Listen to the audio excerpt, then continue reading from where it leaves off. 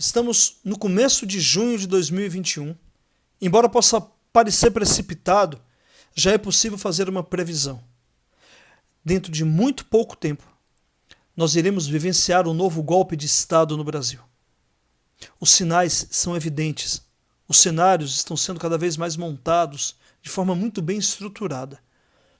Eu digo isso hoje, embora possa parecer alarmista ou mesmo me equivocar na minha análise, para que a gente no futuro não possa reconhecer que pecamos por ingenuidade. O cenário está posto. E esse cenário se sustenta em pelo menos três perspectivas, três estruturas. O primeiro deles é um enfraquecimento das instituições democráticas de controle.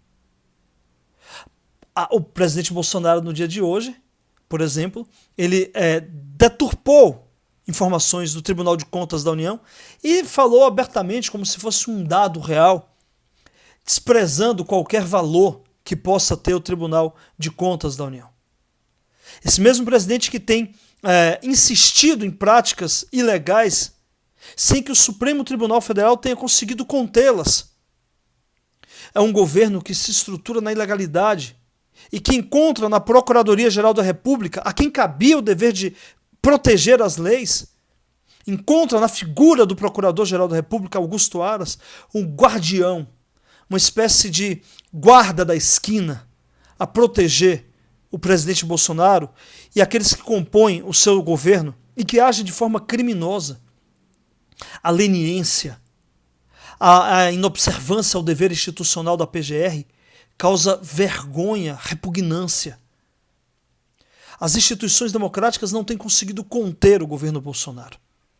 Aliado a tudo isso, tem um desprezo com os deveres institucionais, como realização de políticas públicas, como a proteção da população brasileira no tempo da pandemia. O Bolsonaro acaba de dizer que no próximo sábado vai realizar um grande evento na cidade de São Paulo e que conseguirá reunir 100 mil motoqueiros ao seu redor. No dia seguinte, o presidente vai fazer a abertura da Copa América, no período em que nós nos aproximamos de 500 mil de brasileiras e brasileiros mortos pela pandemia. Aliado a esses dois elementos, há um processo de quebra da hierarquia das forças de segurança do país. Seja, por exemplo, do Exército, com o episódio do general Eduardo Pazuello, mas principalmente pelas polícias militares. O episódio recente que mais impactou foi a questão da atuação da Polícia Militar de Pernambuco no protesto contra o Bolsonaro. Mas há outros elementos que estão colocados num processo que eu diria que a milicialização, entre aspas, das polícias militares.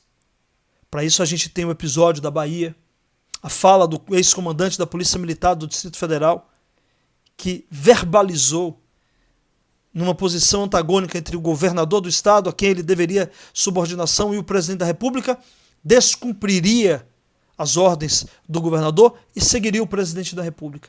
Estes três elementos, a incapacidade de conter a ilegalidade, a forma arbitrária com que Bolsonaro age, o desrespeito com a vida humana, uma ação direcionada contra as funções institucionais da própria presidência da República, somado a um processo de fortalecimento de forças paramilitares ou mesmo de forças militares não legalistas, aponta um caminho inevitável do golpe. O que nos coloca agora numa situação de pensar o que fazermos com o que virá. Como as forças progressistas, democráticas, ou mesmo forças nem tão progressistas, mas que têm algum comprometimento com a democracia, poderá reagir ao que está por vir? Como poderá resistir ao golpe que se avizinha? Como poderemos lidar com o processo eleitoral de eleições gerais para 2022, sem que consigamos romper com compromissos minimamente democráticos ou mesmo com a proteção à nossa Constituição? Esse dilema se coloca para as forças institucionais, democráticas, para os partidos que têm apego à democracia, para militantes, para líderes políticos. Mas também há um outro dever que nos cabe, que é olhar a forma como cada um de nós, individualmente, teremos para resistir ao golpe. Que seja uma resistência coletiva, para proteger a democracia, mas também uma resistência que nos dê condição da autoproteção. Os tempos de hoje são tempos absolutamente diferenciados. Nós não conseguiremos resistir nos moldes do que foi feito nos anos 60, anos 70. As forças, talvez, não conseguirão se aglutinar em tempos de comunicação instantânea, em que todos estão sendo monitorados e guiados. Como é que nós vamos resistir para nos protegermos? Como é que nós vamos conseguir resistir para proteger a democracia brasileira?